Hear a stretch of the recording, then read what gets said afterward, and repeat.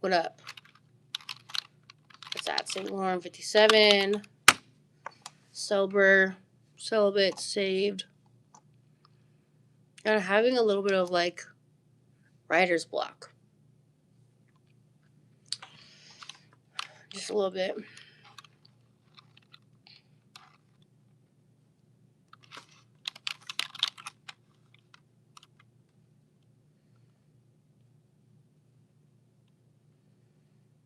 Let's see here.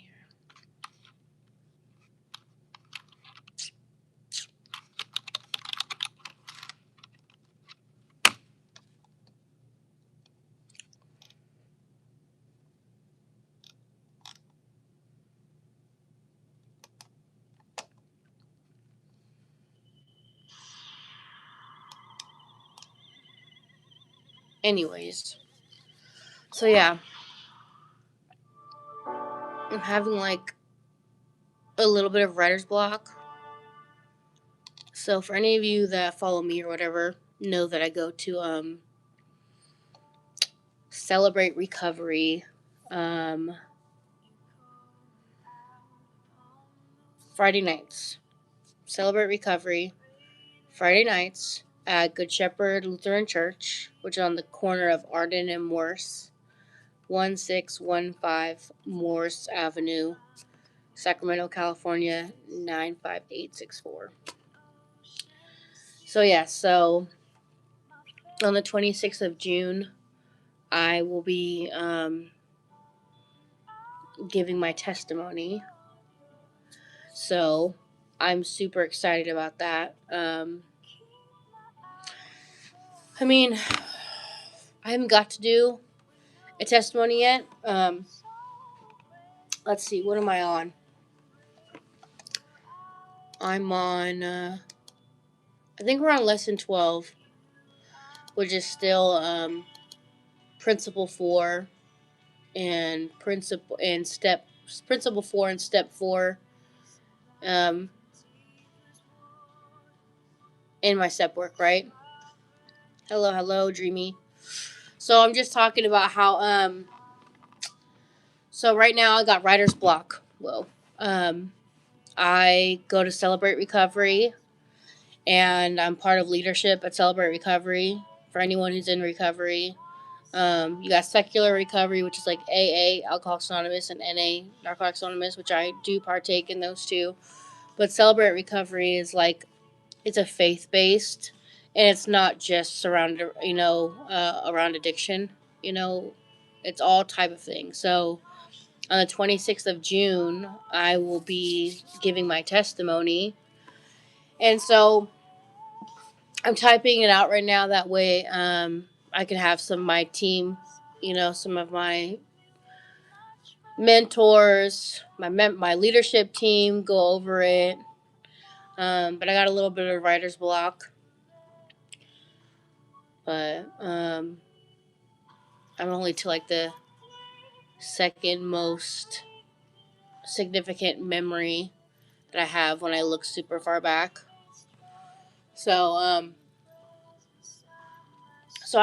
really grateful and I'm really excited to be giving my testimony.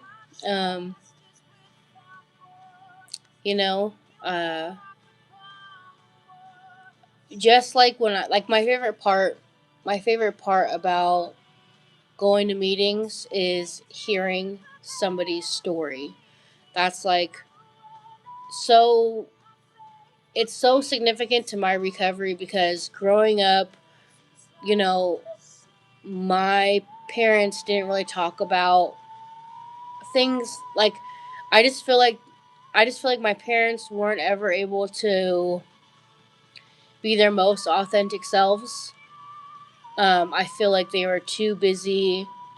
And maybe busy is not the right word. If I'm going to give them some grace and some mercy, because I'm an adult and I have kids, and so I've had things go on.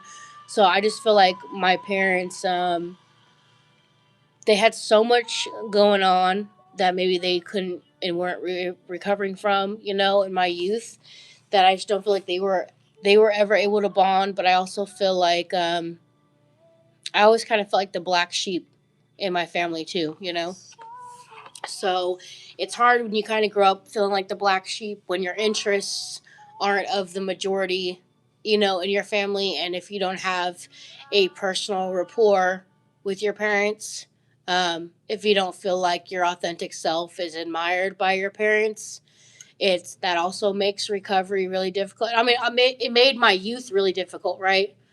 Um, so that's one of the greatest things too, especially like I'm 36 now, and lots of stuff has gone on in the last 2 years, and and I still, and the things that have happened, I still don't feel like I was ever appreciated or understood by my parents, right? Like, um, and I'm sure I've done things to disappoint them or to upset them, but they most definitely have done things to disappoint me and leave lots of leave try to attempt to create more scars, create more pain. But that's what I love about, like I was saying already, is that what I love about recovery is other people's stories make me feel at home when I'm in the rooms of NA or AA or Celebrate Recovery. What's up, Aurora? Um, and I feel like that's a huge part of recovery is when a huge part of recovery is not feeling alone.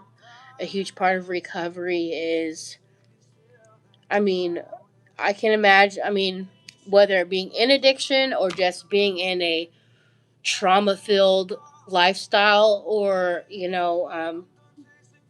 childhood, whatever, like having everyone has a story to tell. And, I feel like that's what attracts people to the idea of overcoming their trials and tribulations and being able to, because I feel like, especially with addiction, with anything, you gotta know when to ask for help. And sometimes you gotta be able to feel comfortable to ask for help.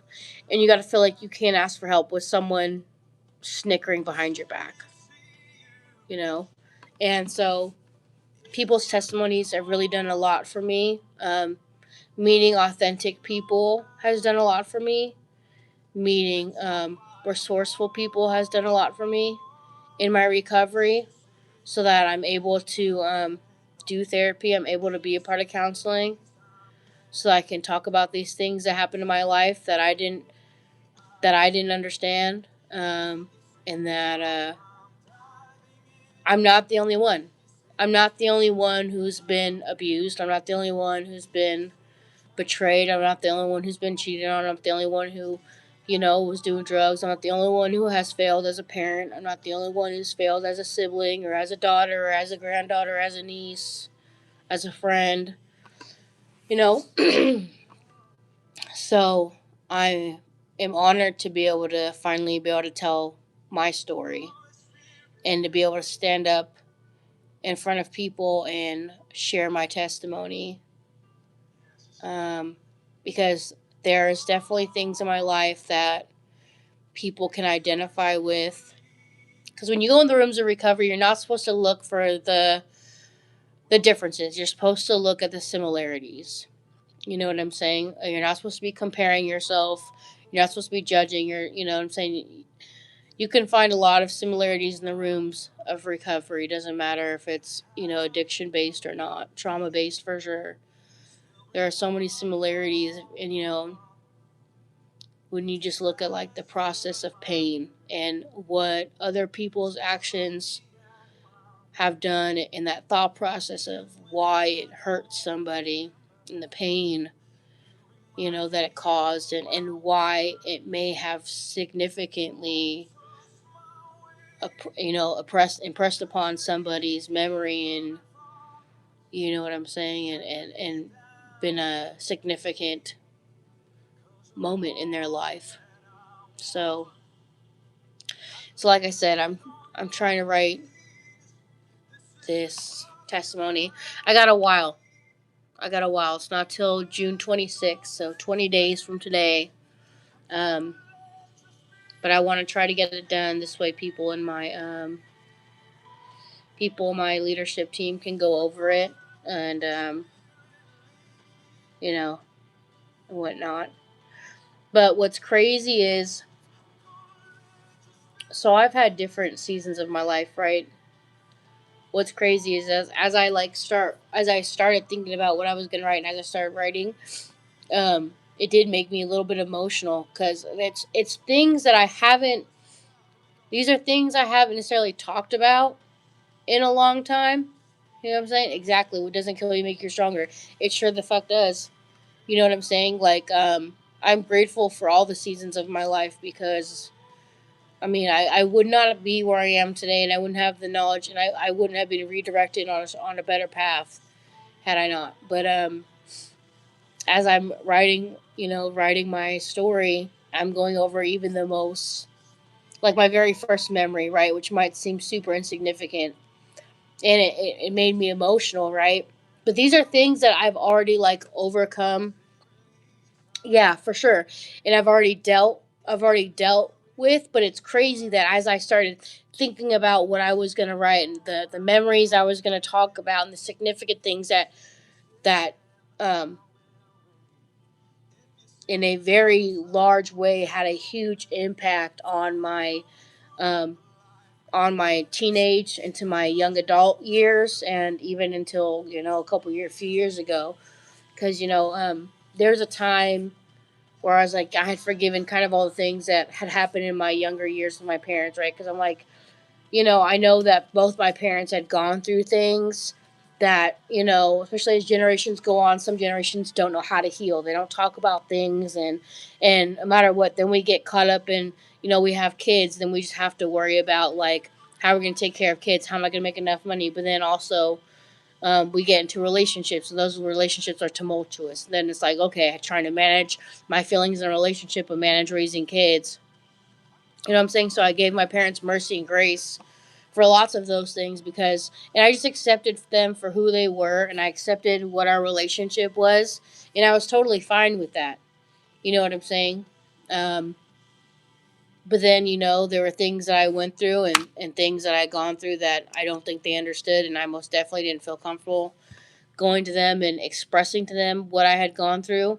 Um, and obviously, there are things I must have done that I for sure did again that upset them, and then it made them lash out in their own ways again.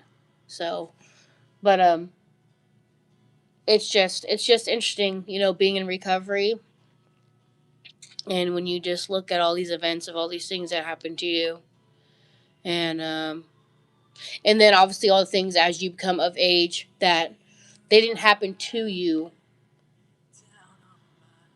you just ignorantly put yourself.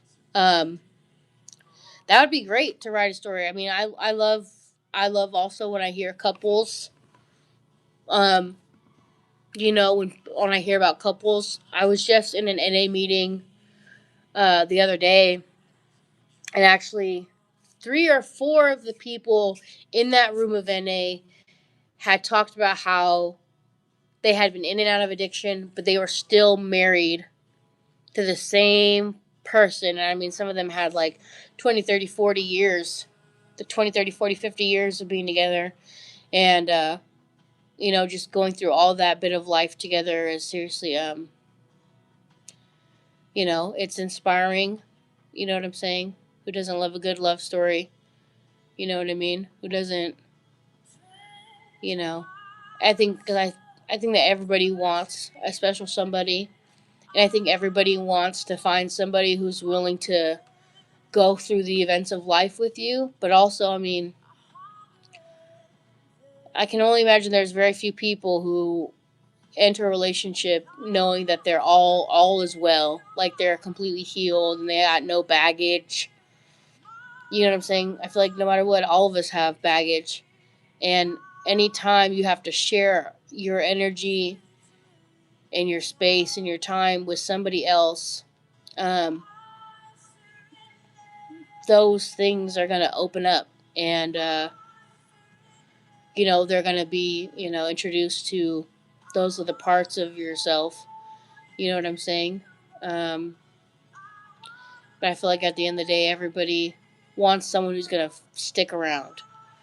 Um, while they, because I mean, sometimes we don't know that we're all fucked up until we're all fucked up, and sometimes until we have the knowledge of therapy and counseling and communication in the rooms of recovery, do we even know what all we're doing that could have exacerbated somebody else's um, trauma.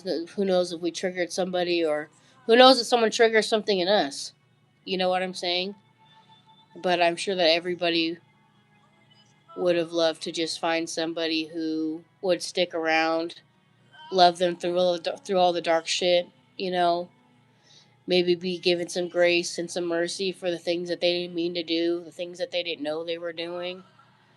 You know what I mean? Because we all make mistakes and we all sometimes unintentionally or intentionally hurt people. And then sometimes we just weren't in the right place and we didn't realize some of the things that were normal to us in our upbringing or in our daily lives or in our circle of relationships that were normalized that are just, not normal to other people. And, sometimes people accidentally get caught up in that crossfire, you know.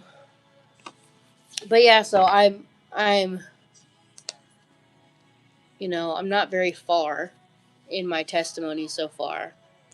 I'm not even a full page yet. But I think it's going to be really good.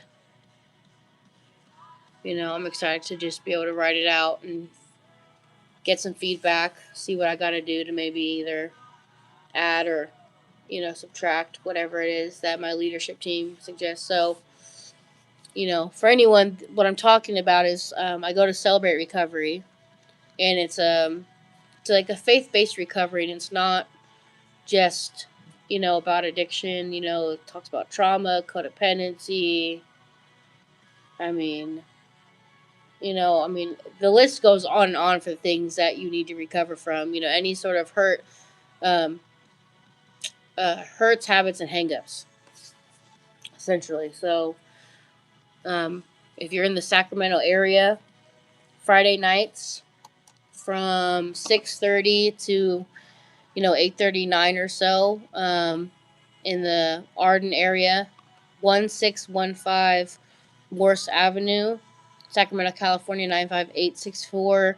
Good Shepherd Lutheran Church is the Celebrate Recovery that I'm a part of a leadership. And yeah, so every Friday, we do some worship. I think next week is going to be a testimony.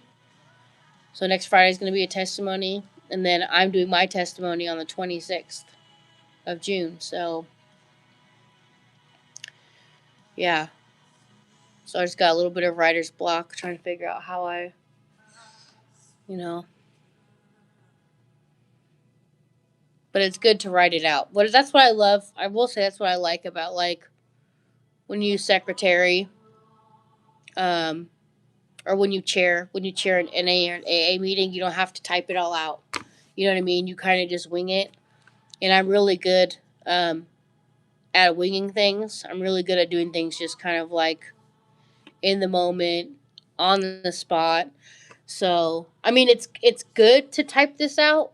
It's good to type out a testimony, um, because sometimes like it's great to have emotion, right? It's important to have emotion. There's nothing wrong with emotion when you're publicly speaking and things like that. But I want to make sure that I can get through my testimony and I can share it. You know what I'm saying? So, but it's just so interesting to me that as I am typing this, some of these old wounds still have a little hold on my emotions, and it's just crazy. Maybe it's because I don't think about it every day. Like these are things I've already completely have moved on from and healed from and all that good stuff. Um, but it's just it's interesting how some things just still are always going to you know make you remember the hurt feelings and all that kind of stuff. But like Be Silent said, what doesn't kill you makes you stronger. And it's true. You know what I'm saying? I don't feel like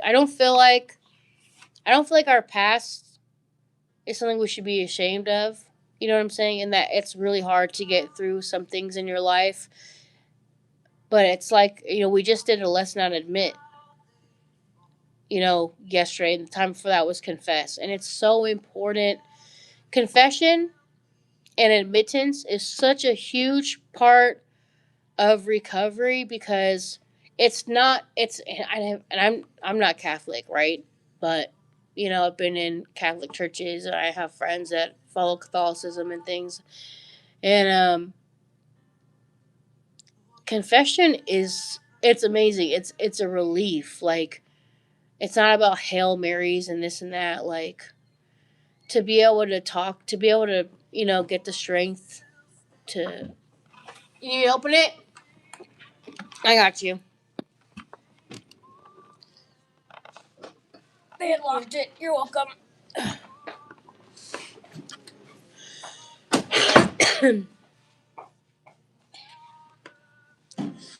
But yeah, so anyways, those are the lessons that we had done that were pretty important. You know what I'm saying? Because I feel like confession is super freeing. Being able to admit stuff is freeing because there are many times that people feel like, or people can't overcome situations because they're waiting for someone else to approach them and maybe give an apology, maybe to acknowledge or something. And honestly, you shouldn't put your recovery, or you shouldn't put your healing from trauma or healing from hurts in other people's hands, because then when is it going to happen on their time? Then what's best is to put your own recovery and your own healing in your own hands.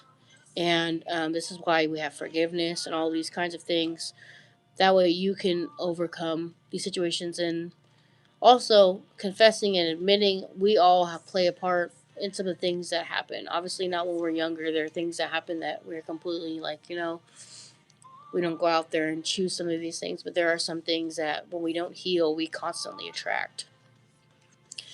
And we might constantly, have expectations of something that are unrealistic when we haven't changed anything about ourselves.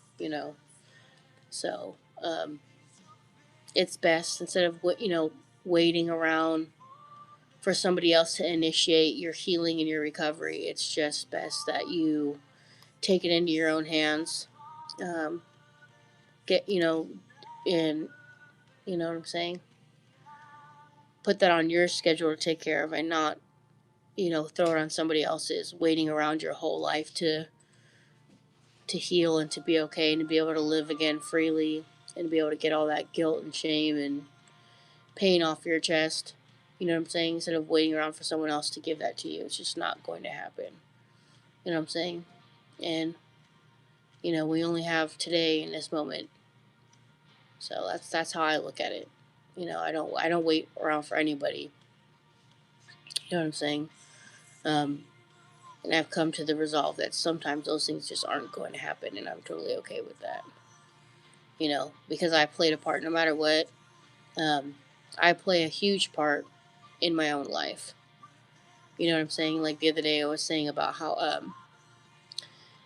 the end of the day, the names might have been different, the men may have different, the situations in life may have been different, but at the end of the day, I was the common denominator. So whether I was ignorantly causing harm or unintentionally causing harm, the point is that once you obtain the knowledge, you no longer can deny. You can no longer be in denial of facts that you now are being presented with and things that you now have knowledge of. So, at the end of the day, when things keep happening, at the end of the day, I am the common denominator. Just being the common denominator in the problems in your life does not mean that you're a bad person. Doesn't mean that you're unworthy, because it just happens. But that's the thing about being in recovery, is it makes you completely aware of yourself. Brings up self awareness, so you know what you're doing. You know what you got to work on, and you know how to keep yourself accountable. So you can create the actions to create change in your life, and you not have to be the common denominator of the negative things that are going on. You know what I'm saying? So it's not a negative thing. It's just one of those, it's awareness. And it's being able to, instead of waiting for someone else to tell me, oh yeah, sorry I fucked up your life, or oh yeah, sorry that, who cares? You know what I'm saying? At the end of the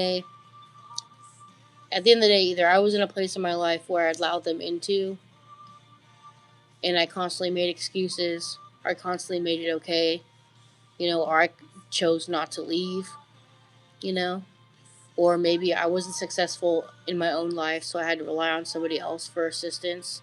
And so that opened the door for someone else to be a part of my life who maybe I wouldn't have wanted in some details of my life, or I wouldn't have wanted intimately in my life.